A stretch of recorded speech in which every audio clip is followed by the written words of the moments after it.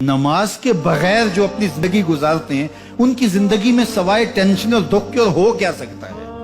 خشوع کے ساتھ نماز کرنا سیکھو. نماز پڑھنے کے بعد آپ ہلکے پھلکے پاؤ گے اپنے آپ. رقت کے ساتھ اللہ کے حضور گڑ گڑاتے ہوئے سجدے کرو, اس کا اپنا سرور پاؤ گے. اللہ اکبر. لیکن ایک بندہ کہے کہ جناب میں نماز پڑھتا ہوں لیکن ایسی کیفیت تو پیدا نہیں ہوتی, تو شیطان اس کو کہتا ہے کیا فائدہ ایسی نماز پڑھنے کا. لوگ بھی کہتے ہیں فلاں بندے سے یہ جرم بھی سرزد ہوتا ہے, نماز بھی پڑھتا ہے, اس کی نماز کو مورد الزام بناتے ہیں. تو بندہ بھی کہتا ہے چھوڑے, نماز نے مجھے کیا فائدہ دیا. لیکن کہا نہیں, نماز نہیں چھوڑنی. پہلے فرمایا نماز میں خشوع کرتے ہیں, یہاں فرمایا نماز کی محافظت کرتے ہیں. اگر کسی وجہ سے خشوع پیدا نہیں ہوتا چھوڑتے پھر بھی نہیں ہے.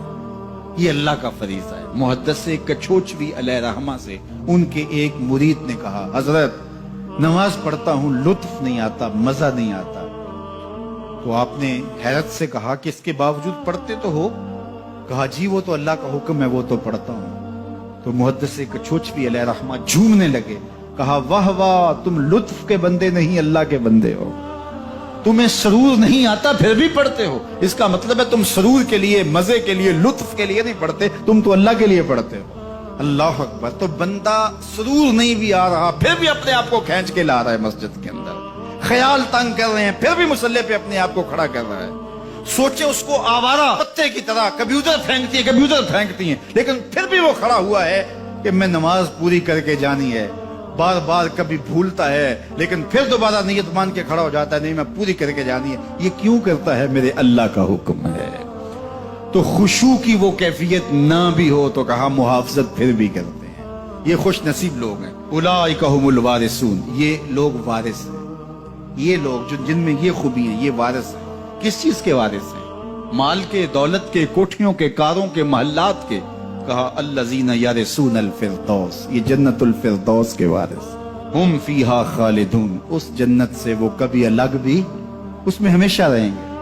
چونکہ موت کو بھی موت آ چکی, اب موت بھی نہیں, اب ہمیشہ رہیں گے. اللہ تعالیٰ فرمائے گا عددی تم جنتیوں کیا راضی ہو؟ اہل جنت کیا تم راضی ہو؟ تو وہ کہیں گے ہمیں کیا ہوا کہ ہم راضی نہ ہو, ہمیں تو وہ ملا جس کا ہمیں تصور بھی نہیں تھا. ہمیں جنت مل گئی, محلات و قصور مل گئے.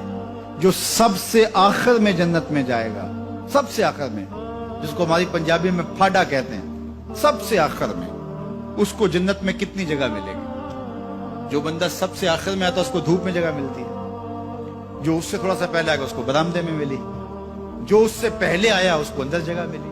ایسے ہی ہوتا ہے. تو جو سب سے آخر میں جائے گا جنت میں تو وہ سب سے بڑا گنہگار ہوگا, اور جہنم کے رگڑے سہ سہ کے وہ جہنم سے نکلے گا سب سے آخر. بخاری شریف میں تذکرہ موجود ہے.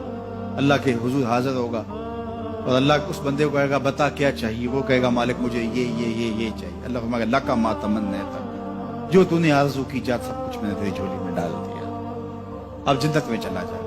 اب اس کو تو یہ ہوگا سایہ دیوار میں جگہ مل جائے تو غنیمت ہے, جنت کے کسی درخت کے نیچے جھونپڑا لگا لوں تو کافی ہے, چلو کوئی 2 مرلے کا 3 مرلے کا کٹھیا بھی مل جائے تو کافی ہے. اس کے لیے تو اتنا ہی کافی کہ جہنم سے نکل گیا. لیکن اس کو کہا جائے گا جا جنت میں چلا جا, اور تیرے لیے جنت میں دنیا سے 10 گنا جگہ ہے.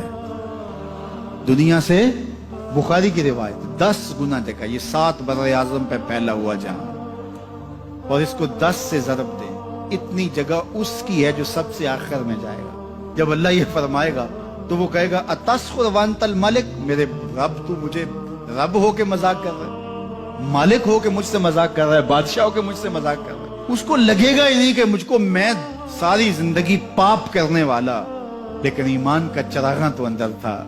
اللہ اکبر. آج نکلے گا تو جنت میں سب سے آخر جانے والے شخص کو کتنی جگہ ملے گی؟ دنیا سے 10 گنا جگہ دنیا سے سب سے آخری شخص کو, پھاٹے شخص کو ملے گی.